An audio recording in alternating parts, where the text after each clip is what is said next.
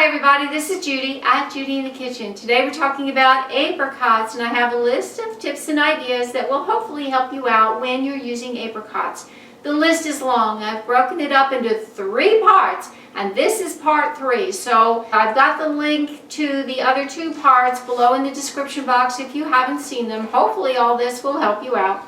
Try making a pie with canned or fresh apricots. Hey, why not? Try a parfait by layering some yogurt with some chopped apricots, and those apricots could be fresh or canned or dried, whatever you have, and some granola. Try adding in some chopped nuts if you want. Maybe top it with a little bit of shredded coconut. Hey, why not? Sounds good. Try apricot shortcake in place of strawberry shortcake. Top cottage cheese with sliced or chopped apricots. It could be canned, fresh, or dried.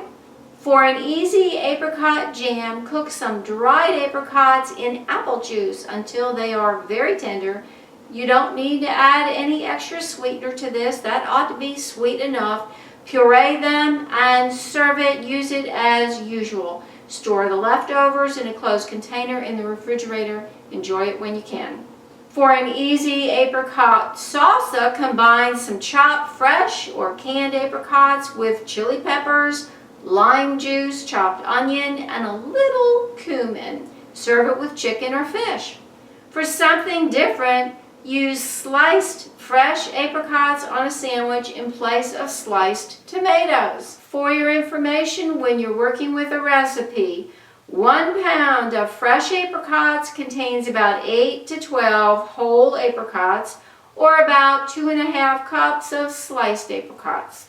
1 pound of dried apricots is about 2 3/4 cups, and about 5 cups when they are cooked.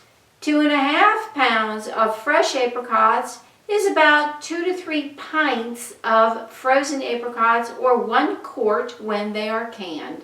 I do hope this helps. Take care now. Bye.